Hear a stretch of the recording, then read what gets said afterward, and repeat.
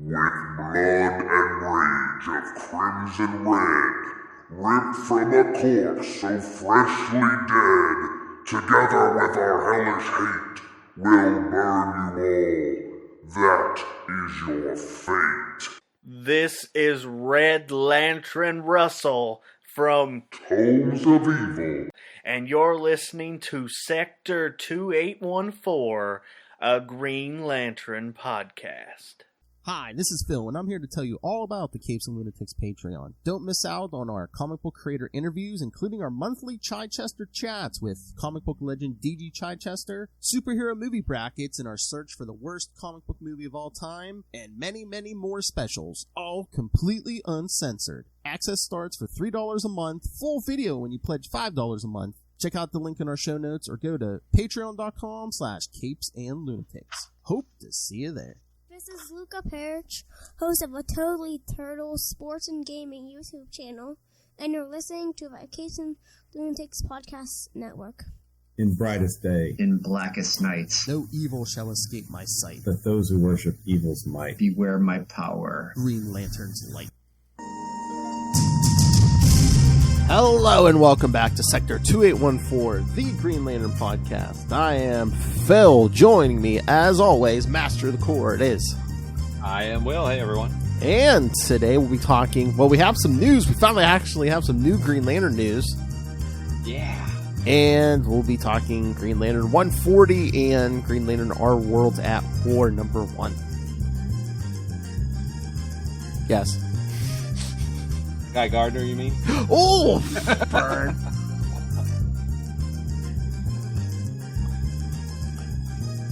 I think Will wanted Guy Gardner to show up. He was mentioned at least, right? All right. Well, first, let me pull the article I sent you out. Yes, kids. In 2023, we're going to get we're going to get 2 new Green Lantern books. That's right. I don't think not till April is the first one. Mm-hmm. And I think, let's see, the first writer is Mariko Tamaki. Is that I'm sure I'm butchering that, and I apologize. Yeah, here we go. First in April, there's Green Lantern Hal Jordan from writer Mariko Tamaki, and an artist has yet to be named. Mm-hmm. She was where last thing I know her from, she was doing Detective Comics. So. Oh, cool. Yeah, so she was writing You Know Who. Batman, my favorite character. I'll have to look up some of her work. I'm looking forward to seeing what she's going to do with Hal. Yeah, she did. Yeah, she was doing Detective Comics like before, during, and I think a little bit after Future State. So yeah. Oh, okay. Cool. And yes, and then later in the year, so who knows, sometime after April, writer Philip Kennedy Johnson from Action Comics Kids. Mm-hmm. Will launch Green Lantern John Stewart, also with an artist yet to be announced. Cool. So no mention. No, we don't know either artist yet, but yes. So Mariko Tamaki on Hal Jordan and Philip Kennedy Johnson on John Stewart. I'm curious. I mean, if it's going to be notice the title is not Emerald Knight John Stewart. It's not. It's Green Lantern John Stewart. Yeah. If he's going to be a Green Lantern, then is everything that Thorne did in that year run, is that going to be undone, or? I mean, it doesn't have to be. I mean, we've had a Daxamite be a Green Lantern. I mean, it doesn't mean you got to power down. I mean, we've had a planet be a Green Lantern. I mean, that's true, but he doesn't socialize, so. Unless they think the title Green Lantern will get more eyes on it than Emerald Knight, I don't know. I don't know, and we don't know what's going to happen in the Emerald Knight book, which is due out next week. I think so. Yeah. Let me double check that. It should be, because I don't think it's out this week, and that's the last week. And that's the last of November. Unless they make it. I hope they don't reset John, because I like a lot of what Thorne was building on Mosaic, which is something that people have ignored for 30 years. He was a Guardian, yes. And now the fact that John's power up came because of New Gods and Fourth World stuff, which I'm not a tremendous fan of. And again, that is not a decision about quality. That's just it's never really spoken to me. It's not something that I love. I know a lot of people do, and that's, like I said, no slight intended, but I've never really felt like the Green Lantern mythology really meshes well with the New God mythology. So the fact that that was kind of a major thrust of Thorne's run was kind of a minus in my opinion. But yeah. Do you want to hear the bad news? Okay, what's the bad news? What I'm looking at right now, saying John Stewart, The Emerald Knight #1, is coming out the last week of December. December? I thought it was last week of November. Again, did it get pushed back? I don't know. Okay. Well, okay, then. Tune in 1 month. I mean, I'm seeing articles from before that said, yeah, it was supposed to be November, but now I think it's, what I'm looking at looks like it's, yeah, so it might be December now, kids. Okay. And this is going to be February is when Green Lantern Hal Jordan debuts. Is that right? Wait, what? Green Lantern Hal Jordan debuts in February and... No, April, I thought it said. Oh, is it April? I thought so, yeah. Let me put the article back up. Yeah, no. April? I believe, yeah, so okay. a full year after the last one ended, Will. I'm pretty sure. Here, okay. Let me open this back up. And then the Green Lantern John Stewart was going to be sometime later in the year. Sometime after that, yeah. But yeah, it's saying first in April, there's Green Lantern Hal Jordan, so. Wow. Yeah, no. Yeah, okay, cool. Not till the beginning of the second quarter, Will. Hey, but you know what else happens in April? What? Oh, yeah. Maybe we'll have that. Maybe we'll have that around the same time to celebrate. Oh, well. That would be cool. April may end up being a really good month, right? So, yes, finally, we have news. Green Lantern Hal Jordan, Green Lantern John Stewart, both getting books well into next year, but they're both getting books. Mariko Tamaki is, from everything that I haven't read any of her work, so I can't speak to this, but from everything that I've read about her, seems to be a really good writer. So the same for Philip Kennedy Johnson. So yes. So I think I think that Green Lantern's in good hands. Yep, and I mean it will be in about 6 months. Sorry. Yeah. Well, we got a new Justice Society book out, so we'll be getting some Allen stuff. So. But yeah, there's a bunch of new books coming out next year. Green Arrow, Doom Patrol, Shazam. Mark Waid and Dan Mora, that team from World's Finest, is going to be doing the Shazam one. Yeah, and I believe, isn't there a big Lazarus Planet or something? Yeah, that's like crossover. That's like the next event. Yeah, Wade is writing that, maybe. I think maybe. Yeah, I wonder if it spins out of Batman vs. Robin, probably. Oh, and a character who never gets a book. I guess they're doing a new team-up book, The Brave and the Bold. So a new Batman team-up book. Batman, my favorite character. Because we don't give enough attention to Batman. Yeah, it's sad. It really is. I wonder if we're gonna get like a regular Justice League book, because I saw another article. They're saying I guess they're gonna be pushing the Titans to be like the new like DC's like premier team. Yeah, I think I saw that article too, but which is weird because the Justice League is the Justice League. I mean, I know. And they don't seem to have a title, so there you go. Yeah, because I guess they said Nightwing 101, supposedly there's going to be a scene with Superman basically telling Dick Grayson, yeah, it's your time to lead now, and I think the Titans are going to start like organizing in Bloodhaven. Okay. That Snyderverse really hurt it, didn't it? Let's see. I don't think there's any news about the Green Lantern show or anything that's dropped recently. Nope. I can't think of any other Green Lantern news. Can you? Oh, we mentioned the Kyle Rayner Target. I think we mentioned that a few weeks back. Oh, so yeah. The Target, yeah. I think that's still available for pre-order. So. Yeah, let me see. I almost forgot about that. Trying to see if it's available for. Oh, yeah, still for pre-order, kids. Yep. Cool. I'm seeing $11.99, so that's not too bad. Yeah, it's the classic look, classic Kyle Rayner. Yeah, and as we were chatting, I think I realized something about the Winnick issues and why they're not necessarily working for me. But we'll get into that shortly. Oh yeah. All right, before we move on, one question I had for you: the Hal Jordan and John Stewart books coming up. Do you want them both out in space? Do you want someone to maybe spend at least some time on Earth? Or I think I read Hal's book is going to be Earth-based, but I kind of I think Earth-based is fine, but I feel like a Green Lantern needs to be out in the universe.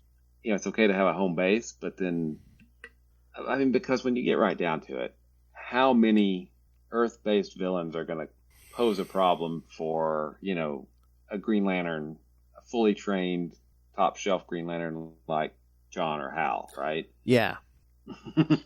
Well, do you think is it going to be like it was after that original Green Lantern 200, where it's just like, oh yeah, the Guardians, I don't know if they're going to be gone or just all hands off, and it's just going to be like, oh yeah, you guys do what you're going to do, protect the universe however you see fit. Well, and that's I really am curious at what's going to happen to John.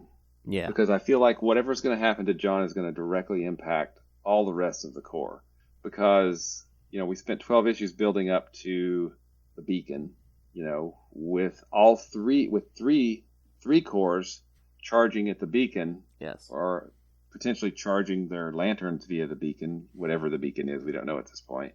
And we don't know really what the status is. Now, Dark Crisis has muddled things because John's superpowered like he is in after the events of number 12, but then we get a lot of Green Lanterns that are A, dead, B, in the dark sectors, or C, not Green Lanterns anymore. That's confusing the issue. But from what I remember saying, that Thorne's story for John was 3 parts, and the first 12 issues of that 12-issue Green Lantern series was the first part. I don't think we're going to get parts 2 and 3 in a one-shot next month. No. Oh, hey, wait a minute. I'm looking at DC's app, and it's saying John Stewart's coming out next week. So I don't know. Hopefully it'll be out next week. But yeah, I'll let you know next week. But yeah, so I'm on DC. I'm on DC.com. So DC Gotcha. Comics. So yeah. So that's why I'm kind of confused, because I feel like John his story intimately deals with the status quo of the Green Lanterns, all of the Green Lanterns in the universe, right? Because Hal no longer has a special ring, which I agree with. I like that. I like the fact that he's got just a normal Green Lantern ring, and he's able to do, the extraordinary things that he does with just a, standard issue ring. Mm-hmm.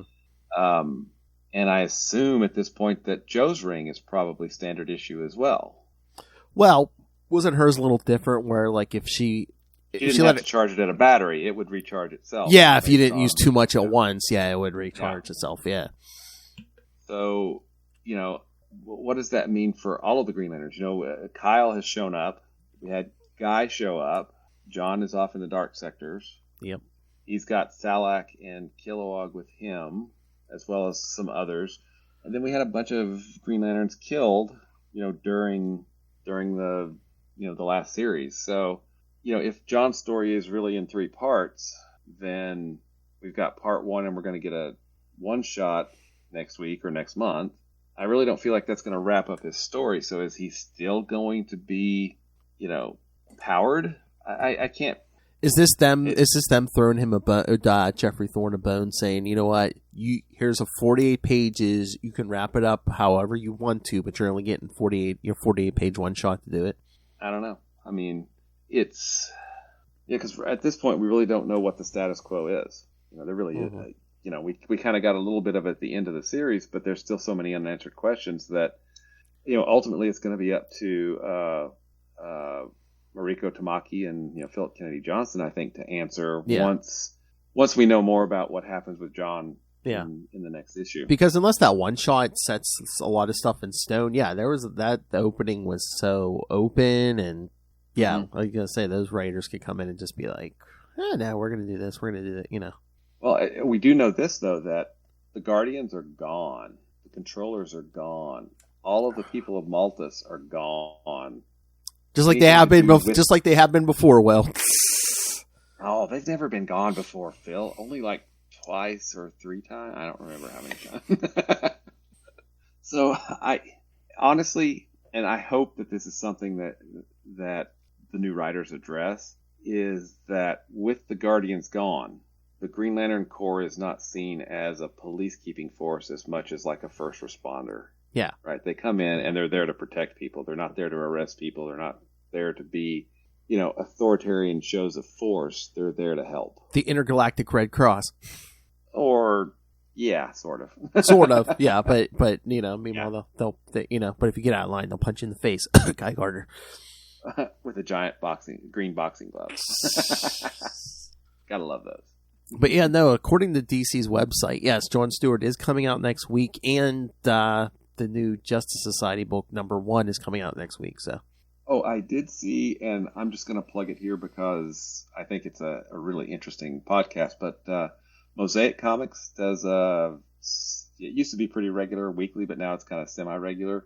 But he goes into a lot of depth on a lot of Green Lantern stuff, and he did one a week or two ago on the Golden Age Red Lantern. Oh. What we know and what we don't know, and yeah.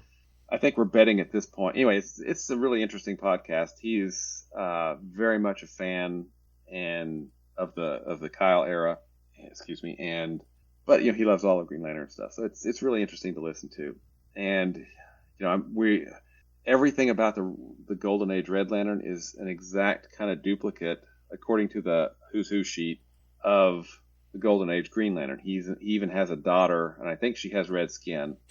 My guess on her name is going to be Ruby to go along with Jade. Oh. But we'll see. I don't have any inside information there. So anyway, that's a really good podcast. I just wanted to. I enjoy listening to it, and you might as well. So, but this may sound heretical, but I've never been a huge fan of the Golden Age Green Lantern. Oh, well, I mean, all right, well, I mean, one,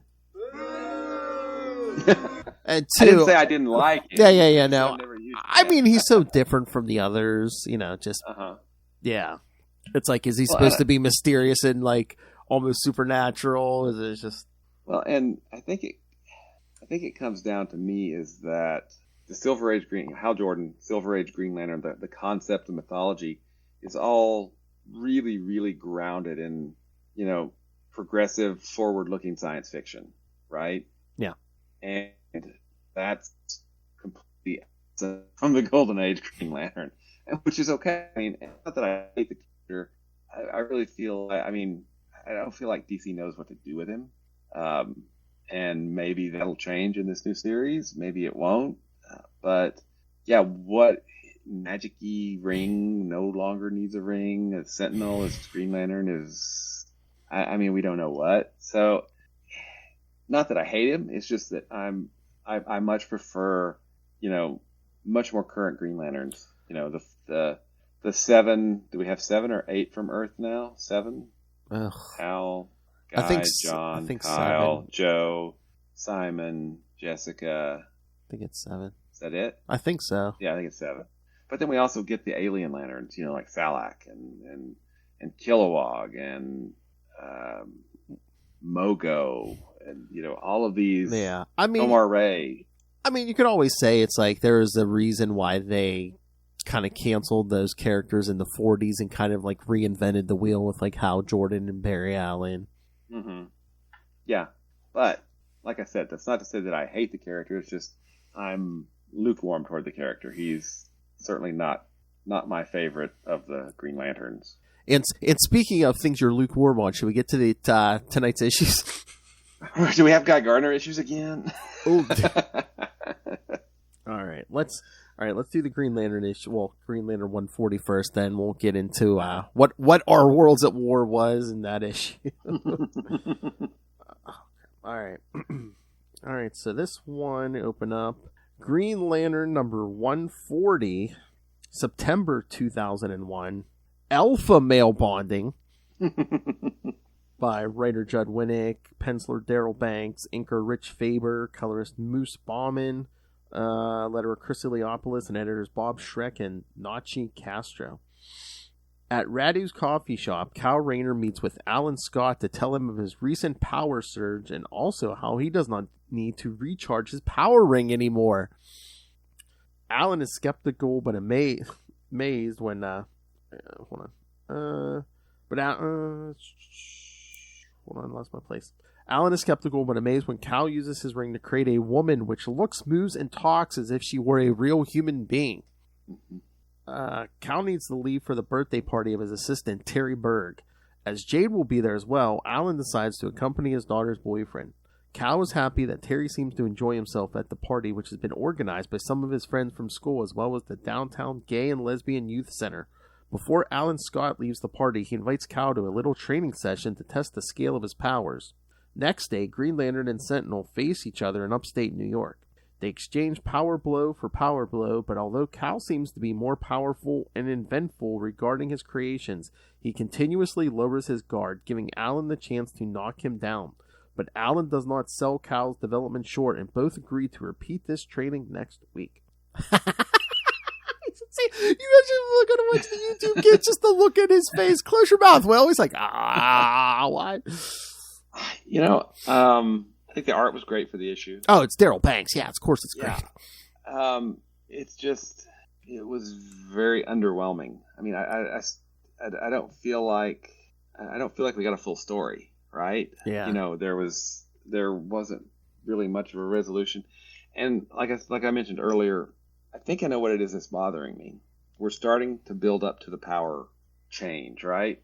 And so it seems to me that, you know, Winnick is wanting to tell a story about ultimate power or whatever. You know, we'll get there. We'll see what it is at its you know, end. But to tell his story, he's fundamentally changing the status quo of the character, right?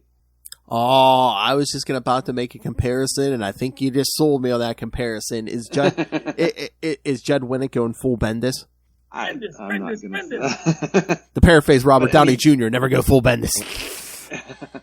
He's powering him up, or he's saying, "Oh, he's no longer going to need the ring," or he's making, you know, fundamental changes to the character to fit the story. It feels like that he wants to tell versus letting the stories, you know, flow from the character. But you know, it was always. I mean, if you look back at some of the comics of the '90s, and I know we're in the 2000s with this, but you could kind of tell when, like, oh, I don't have any good ideas for the character. I know, let's depower him or superpower him or change his costume.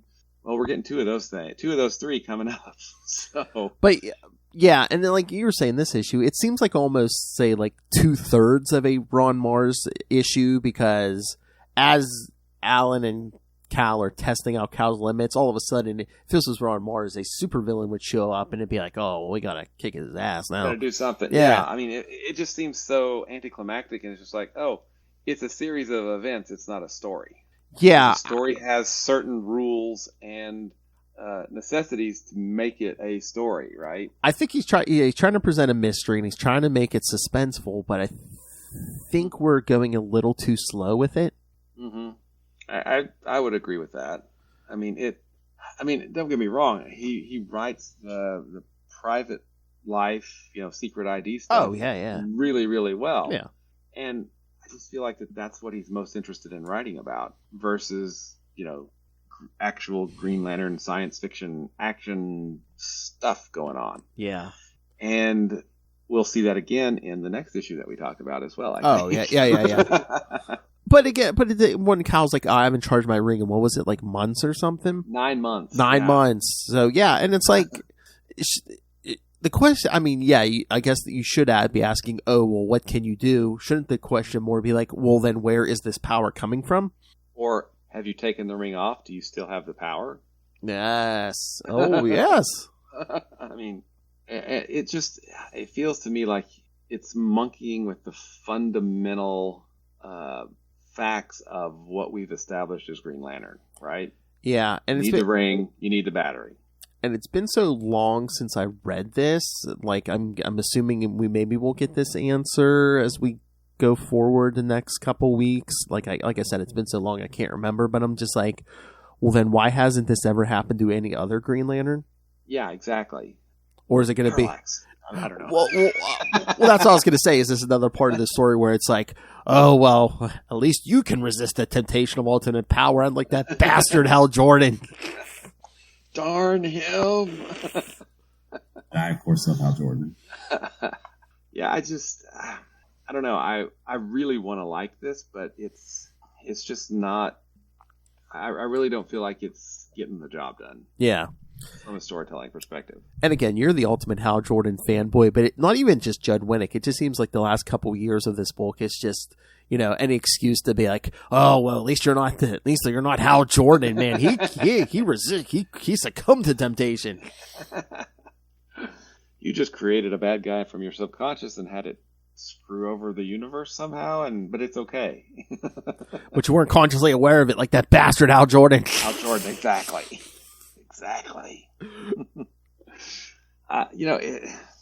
And this is weird because, before we started down this path with, Sector 2814, yes, I had not read Volume 3 of Green Lantern, since it came out. Oh, right? Wow. So it's been 20 years, right?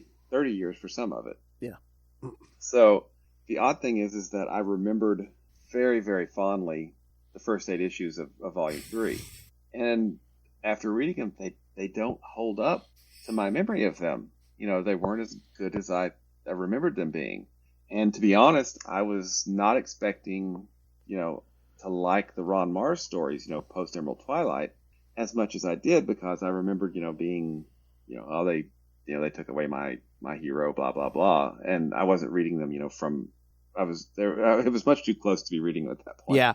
But I really enjoyed them, and I thought that they were really, really well done. And, that's I think, I don't know that Mars and Banks get enough credit for the stability and consistency of that, 7 year, almost, was it 7 years? Almost 7 years. 94 to, did we get to 2000? So was it 6.5 years, 6, 7, something? like Yeah. I don't feel like they get as much credit No. as they deserve for that tremendous body of work. And granted, there were lots of other artists helping out. Jeff Johnson. Yes. Yes, Jeff Johnson. Yes, our new friend. Yes. And so that was a surprise to me. And then I had not read the Winnick stuff, but I had read a lot about Winnick and his other writing. So I was coming in expecting to really like his work, and so far it's been a little disappointing. So there you go. I never know what to expect. Yeah. Well, I think you can enjoy the Ron Mars stuff more because with hindsight, eventually Hal's coming. This time, Hal's coming back eventually. Yeah. And well, and it really was. If you can look at Pre-Emerald Twilight Green Lantern title, it looked and read and felt like an older comic. Yeah. Right? Post-Emerald Twilight, it reads and feels and looks like a modern comic. I mean, even today, I feel like even today it reads. It's not just the change in paper format and all that. It's the change in, panels per page, the coloring, the art. It looks more modern. I mean, it was a big change, that ultimately brought more eyeballs to Green Lantern, which is probably a good thing. But it still looks the same because we have Banks still on the title. But the stories, I don't think, are living up to the art at this point. Yeah, with Winnick. Yeah, like I said, I can't remember getting closer to 150, but yeah, I mean, I don't know. We'll see if there's any kind of pay. I mean, I don't think it's going to be completely turn us around, but we'll see what kind of payoff he gives us. Mm-hmm. Yeah, I mean, I hope it's. So far, the buildup has been underwhelming, so I hope it does pay off. But so far, it's like I said, a little disappointing. Yeah. All right. Do we want to jump into the other one?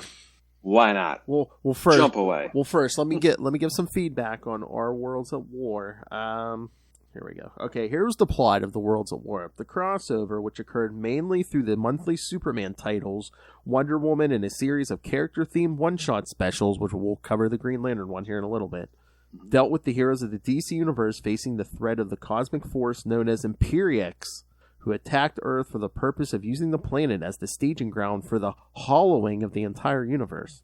Wait, what? Hollowing of the... How does that even work? Anyway, sorry, go ahead. Another one I haven't read for many a year, Will.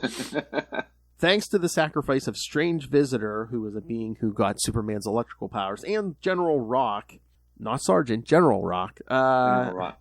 Wait a minute. Sergeant Rock died in World War II from the last bullet fired. He was the last casualty. I'm sorry. Go ahead. I can't remember. Earth's forces managed to crack Imperiex's armor, intending that Darkseid would subsequently use boom tube technology to transfer Imperiex's energy back to the galaxies that he had destroyed. However, Brainiac 13 appeared on the battleground with World and absorbed the Imperiex energies, vowing to use them to rule everything. In a desperate gambit, Superman dived into the heart of the sun, thus gaining a massive power boost that enhanced his abilities significantly. Rapidly realizing that World could not be destroyed without releasing Imperiex and triggering another Big Bang, Superman and the Martian Manhunter formed a brief telepathic link with the remaining major combatants, including Darkseid, Lex Luthor, Steel, and Wonder Woman, to explain their new plan. With Darkseid's powers weakened, they would have to use Tempest, empowered by the faith and strength of the Amazons, focusing the energy through Steel's new Entropy Aegis armor, which was created from a burned-out Imperiex probe, and with Lex Luthor activating a temporal displacement weapon, Superman would subsequently push World through a temporal boom tube, sending both Imperiex Prime and Brainiac's consciousness back 14 billion years to the Big Bang, destroying both villains through a combined effort. In his final moments, Imperiex Prime realized, in an ironic twist, that the imperfection he had detected in the universe was himself. Cool. I like irony. Yeah. Oh, and not only just Pluto, but the planet Daxam was involved, temporarily stolen from its rightful orbit. Oh, man. Why don't people just leave those Daxamites alone? I know. You don't want to get them mad. I mean, they're Krypton level. I know. All right, so there's the plot for Our Worlds at War. So don't expect most of that for the Green Lantern issue. We get like a single panel appearance of Imperiex. I think it's Brainiac 13. I think that might be Brainiac 13. Yeah. Oh, okay. Wow. Cool. That's what I'm saying. It's just. All right. So yes, Green Lantern: Our Worlds at War #1, August 2001. The past's face powers future, whatever that means. Writer Judd Winnick, penciler Dale Eaglesham. Inkers Rodney Ramos and Rob Lee, colorist Moose Bauman, letterer Chris Iliopoulos, and editor Bob Schreck. Superman asks Green Lantern to do something about the fact that Pluto is missing and messing with the gravitational fields of all the other planets in the solar system. He deals with the problem by dragging a number of asteroids to the place where Pluto should be and molding them into a solid lump. Once he does so, he comes under attack from Sinestro.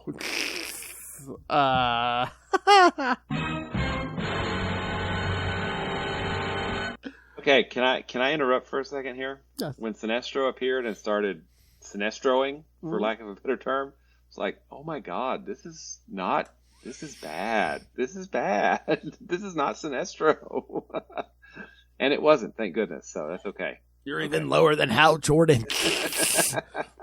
Initially, Sinestro has the upper hand, but Green Lantern soon realizes that something is off about his opponent's energy constructs. He pours his all into ending the conflict, charging himself up with tremendous energy, but is interrupted by the appearance of Superman. Not impressed, Cal zaps Superman, and both he and Sinestro, only hard light constructs, disappear. Cal wants to get to the bottom of the situation, but is warned off by Ganthet, and this really is Ganthet. He says that a great conflict is coming and a great change has come upon Cal, but that he should do nothing more for the moment. Within the real Pluto, cloaked close to Green Lantern's new one, the planet's ruler expresses irritation at his new replacement orb. Back on Earth, Cal tells Jade that something strange has happened to his power. He demonstrates. He can use his ring to read a book on the other side of the room or to create duplicates of himself. Basically, he's become able to do pretty much anything he tries to do, including things he's never been able to before. Oh, we don't even mention the shower sex. Okay. Art was really nice on this. Dale Eaglesham is a great artist. Yes. But yeah, the Sinestro part was just kind of painful to read. And okay, first off, who made these light constructs, and how did they know to talk about Hal or to talk about? I mean, he said super. I mean, it doesn't make any sense. I mean, if it's Brainiac 13, I believe Brainiac 13 is from the future, so... Okay, that might work. But... yeah, but why Sinestro, though? Why Sinestro? Yeah, why not Effigy or even, Hell, Graven! But then Ganthet showing up and going, please stop. I can't say why. I don't know why I can't say why, but I can't say why. Just go home. Just looking all wrinkly. Yeah, hold up. And shouldn't Ganthet be a little worried after the whole Parallax situation? You would think. I mean, I don't know. Again, this is another... I guess you're not as bad as that a-hole Hal Jordan. Yeah, that's right. What an a-hole. Parallax. I just... Again, there was very little to this issue. And, and I know it's a crossover, but it doesn't... There are lots of pages, and they're beautiful pages. Oh, yeah, the art is great, yeah. But it's just kind of...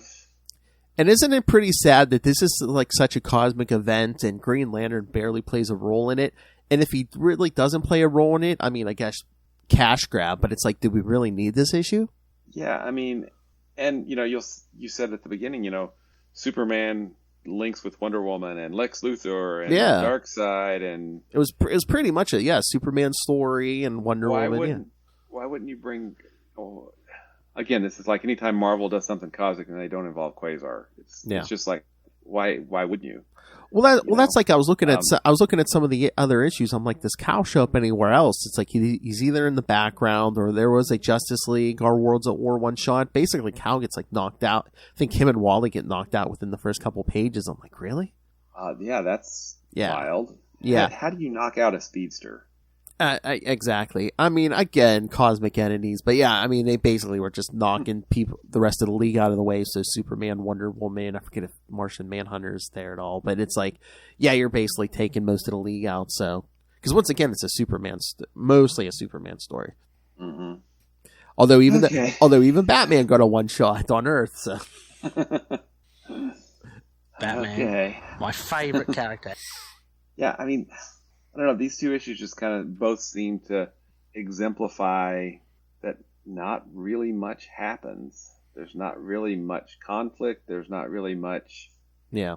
It's just a series of events, right? Yeah. And that's not a story. So I'm keeping my fingers crossed for 141 and up. So... I believe there was I think it was in this issue, Jade mentioned looking into some arsons. I believe that's going to be 141 and 142. Oh, okay. I think that's where that's at, yeah. But, hey, Will, I'm going to make it up to you. That's going to be in 2 weeks. Next week, the last will and testament of Hal Jordan next week.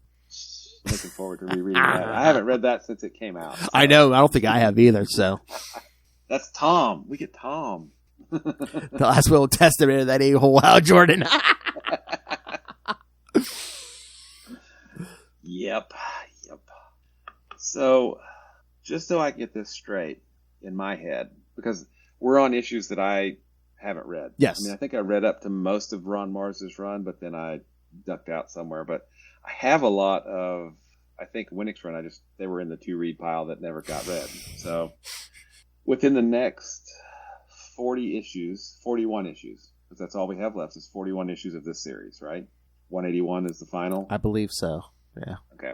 And I'm not going to count the last 6 issues because that's really Ron Mars. That's Ron Mars, yeah. And a coda to his kind of, 7-year or 6.5-year run. Yeah.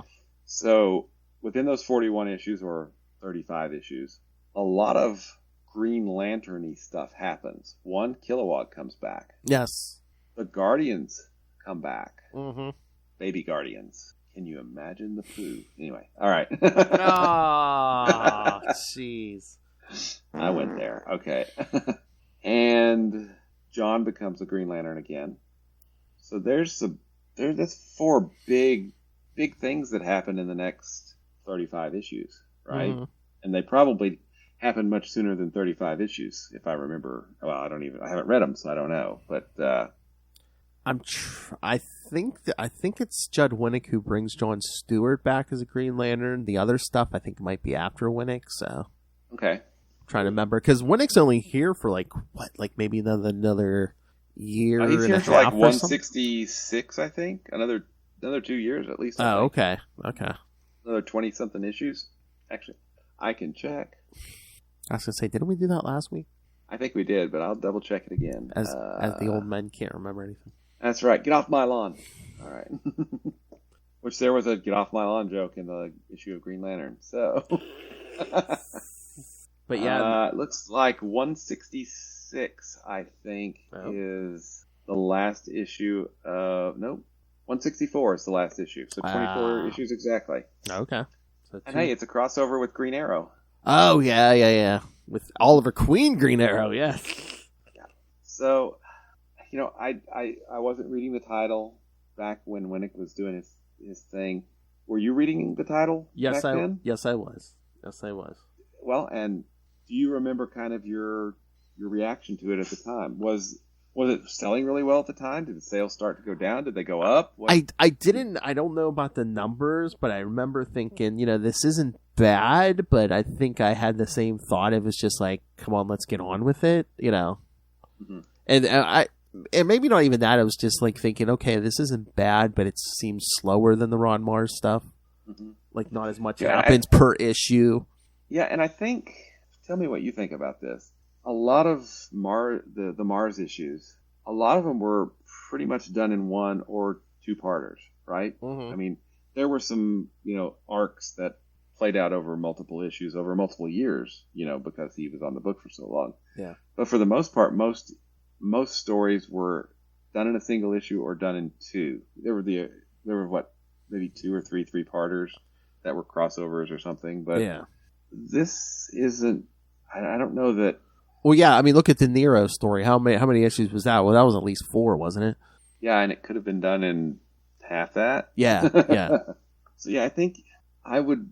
I think that I would say that part of the problem is the pacing, and then just the balance. There seems to be issues don't seem to have that balance between the personal private life stuff versus the superhero actiony stuff. Mm-hmm. It either goes overboard on the private stuff or it goes overboard on the other stuff. I mean, at least that's kind of my thoughts. I mean, what do you think? No, I agree with you there. Yeah. Oh yeah. No, I mean, yeah, a little. I think, yeah, Ron Mars struck the perfect balance. I don't know about the perfect, but there was a nice balance between Kyle and Green Lantern, and yeah, it seems like Judd Winnick seems to be leaning more towards the Kyle stuff. Yeah, and to be fair, I think this is his first monthly superhero book that he's writing at the time. I could be wrong, but I can go do some research. So to be fair, he's kind of in the deep end of the pool already, and I feel like maybe he's getting. Well, I felt like he was getting better, but these 2 issues seem to have kind of plateaued, right? Mm-hmm. So I guess we'll just have to wait and see what happens in the next issues. Yeah. But yeah, I mean, again, we'll get a break next week because we'll be doing the last will and testament of Hal Jordan. Hey, 3 episodes left this year. 2 of them are Hal. Last will and testament of Hal Jordan. In 2 weeks, we'll do Green Lantern 141 and 142. And then the last week of the year, first 8 issues of the Spectre. So, yeah, which is, I so didn't want it to be good, but it's so good. It's J.M. DeMatteis. It's J.M. DeMatteis, man. Yeah. But it's a really good series. I have really never liked the idea of Hal as the Spectre, but that series is really well done. And once again, you could sit back and enjoy it because eventually Hal will be back as Green Lantern. Yep, exactly. So, no, I get you. That the whole Spectre thing rubbed me the wrong way. Like years ago, I was like, I don't know if I want to read that. For some reason, I think it went over my head that J.M. DeMatteis was writing it. If I had known that, I probably would have at least given the first ones a couple issues of trying. It would have been like, son of a bitch, I gotta write this down. Nah, I gotta get this. Dang it. Yeah. All right. So, anything else? I can't really think of anything.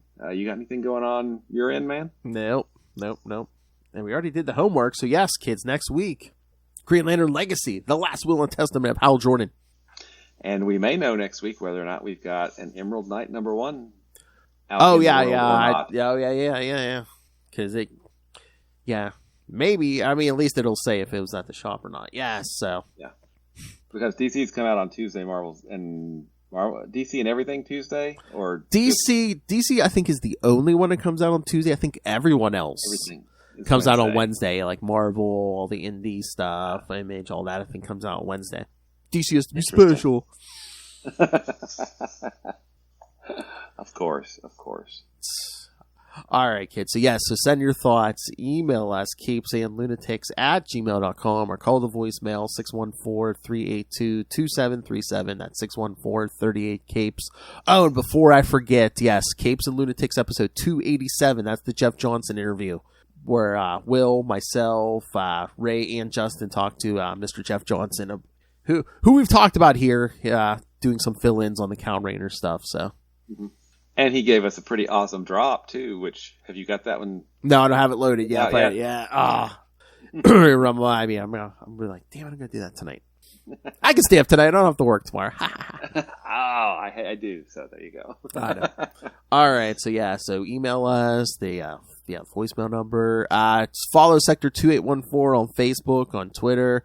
I set up a Capes and Lunatics main account on Hive, so yes, you can follow us there too. So I'll do that right now. I'm on Hive as well. Oh, are you? Okay. Yeah, I was looking for people to follow. I didn't know who's there yet or not.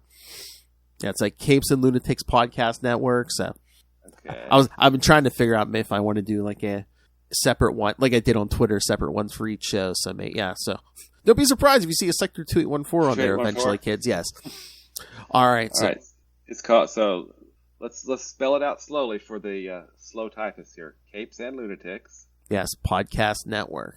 But the handle's just at Capes Lunatics. So. Oh, Capes Lunatics. Okay. That's the handle. Yeah.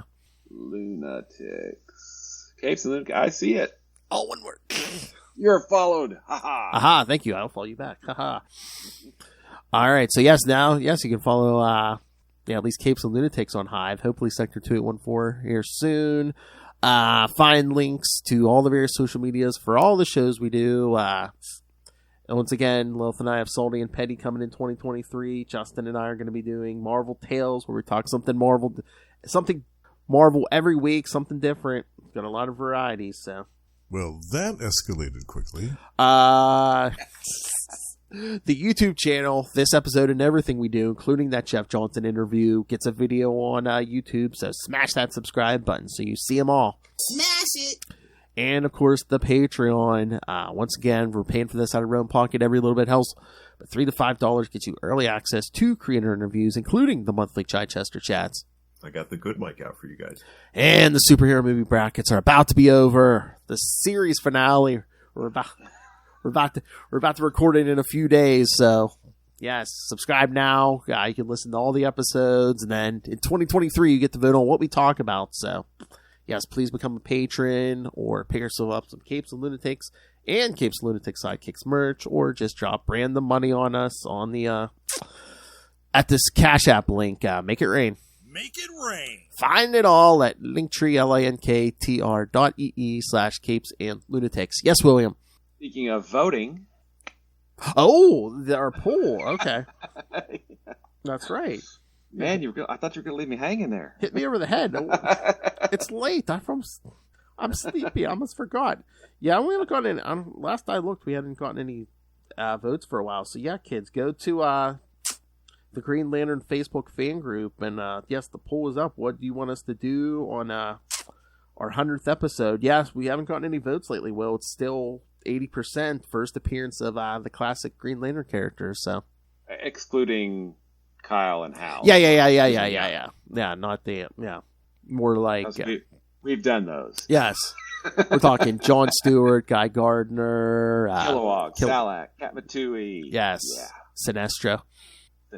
Yeah, because he was a Green Lantern. That's right. All right, so yes. He says "ba." He says "ba." Ba. Didn't he say "ba" in this issue in the Our World of War issue? I mean, it was some pretty cheesy B villain stuff. I know.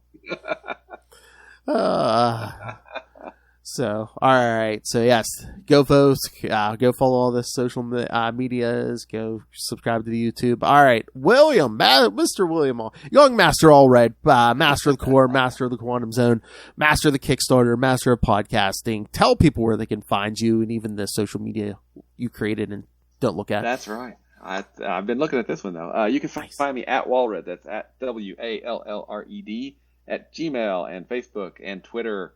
And at Hive, and it's just Wallred. The word wall, the color red. So you can also find out about my self-published comic work, Crossover Division, number 4. Should be going to the printer hopefully in a couple of weeks to be sent out for fulfillment. And then in the new year, we will have another Kickstarter for hardcover of the first 4 issues. Man, somebody just followed me on Hive. Yeah, from my personal account. And you can check out Diary of Night at you can check out Crossover Division at crossoverdivision.com. You can check out Diary of Night at diaryofnight.com. And if you want to hear me blather on with another, very patient human, this one's name is, instead of Phil, his name is Kevin Joseph. We do a weekly podcast called Explain Yourself, where we bring on comic book creators who have live Kickstarters running and discuss their projects. It's a lot of fun. It happens every Friday night at 11 p.m. Eastern Time. And finally, you obviously have great taste, which is why you're listening to us talk about Green Lantern. So that means you're probably going to love Quasar as well. If you want to find out more about Quasar, you can go to the Quantum Zone at quantumzone.org. Hey, boys, you look at the party? I love the party. I'll put it in my navel. He goes limp in my grip. I, of course, love Hal Jordan. All right, kids. Good times. See, we can make a good time even when yeah, not the best of it. Not our favorite of issues. So, yeah, making lemonade here, kids. All right. Again, it's kind of sad. We're gonna be in a better mood for a funeral next week, kids. The last will and testament of Hal Jordan.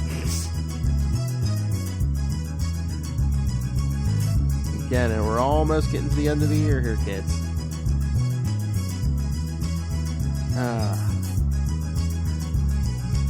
Sector 2814. We're almost at the end of the year.